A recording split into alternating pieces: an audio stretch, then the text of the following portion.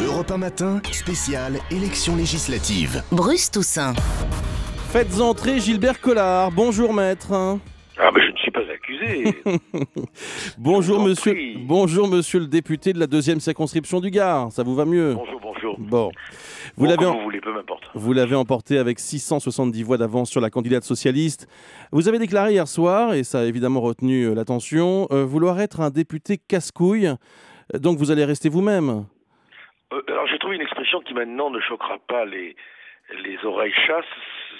Ça se traduit en termes scientifiques par orchinoclaste. Orchinoclaste? Voilà. C'est-à-dire, donc ça veut dire la même chose, mais ça fait un peu plus savant. Ouais. Orchi, c'est la racine grecque qui veut dire couille, et une claste qui veut dire briser, détruire, casser, voilà. Donc ça devient un terme très convenable et très poli puisqu'il est d'origine grecque, voilà. Bon, plus sérieusement, pas facile d'exister à l'Assemblée nationale lorsqu'on est deux, simplement. Je pense à votre collègue du Front National, Marion Maréchal Le Pen. Comment faire pour exister, pour peser? Je crois qu'on n'aura pas trop de mal à exister parce que nos collègues jusqu'à présent n'ont pas fait preuve de beaucoup de pugnacité ni d'originalité dans la présence. Donc si on arrive à faire entrer quelques débats, quelques idées, ce sera déjà quelque chose de bien. Ensuite, je ne vais pas me priver d'essayer de me rapprocher des uns et des autres qui pourraient venir nous rejoindre. Il n'y a pas de raison. Ah, vous pensez à qui? De force d'appui. Oh ben non, là, j'ai pas à trahir quoi que ce soit. Vous comprenez bien que ce genre de choses, ça appartient, tant que la personne ne décide pas elle-même de le dire, à une espèce de respect du secret privé. Attendez, juste non, pour info, parce qu'on va être en ligne avec Thierry Mariani dans quelques instants, qui représente, on le sait, la droite populaire.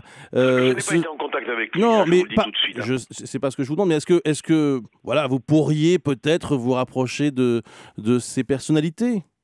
Mais moi, je n'ai pas de raison de ne pas les rencontrer, de ne pas leur parler, de ne pas les écouter, de ne pas respecter les différences qui peuvent nous éloigner. Je vois pas pourquoi, alors qu'on a quand même beaucoup de valeurs communes, on ne pourrait pas se parler, on ne pourrait pas discuter.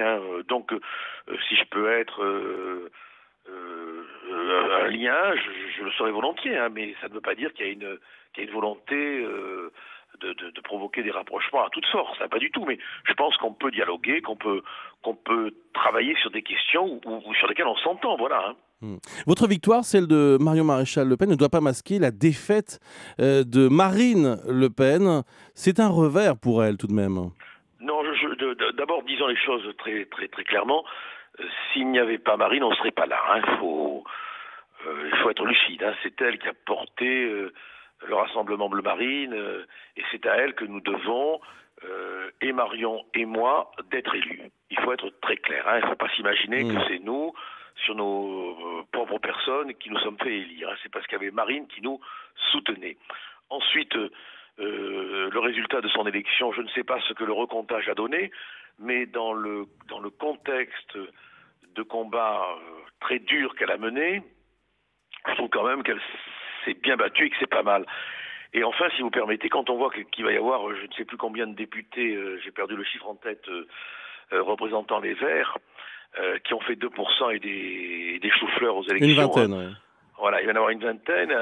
C'est quand même, je veux dire, même si on est contre nos idées, même si on est dans le logiciel du conformisme idéologique, bon, c'est quand même pas normal, quoi. Plus de 6 millions d'hommes et de femmes ont voté pour Marine Le Pen, et on est les mendiants de la démocratie. On a 2 députés. Bon, honnêtement, vu de l'étranger, ça surprend, voilà. Dernier mot, on sait que pour l'UMP, pour la droite traditionnelle, il y a une nouvelle page qui va s'ouvrir et qui va s'écrire. Qu'est-ce que vous avez envie de leur dire? Est-ce que vous avez envie de leur dire, par exemple, tiens, si on essayait au moins de discuter? Mais écoutez, si je suis élu, c'est que j'ai discuté. Comment aurais-je eu les voix de l'UMP sinon? Non, mais oui. Je n'aurais pas été élu avec les seules voix du Front National. C'est une majorité de voix de l'UMP qui, en se portant sur moi, m'ont permis d'être élu. Donc le verrou, il a sauté. Là, il faudra que la serrurerie socialo-mélenchoniste fabrique un autre instrument de division. Parce que l'événement important de cette élection, c'est bien que les électeurs et les électrices de l'UMP sont venus m'apporter leur voix. Hein. Je crois que c'est ça qui est important. Merci Gilbert Collard, merci d'avoir été en ligne avec nous ce matin Bonne journée, hein. sur Europe 1. Bonne journée à vous.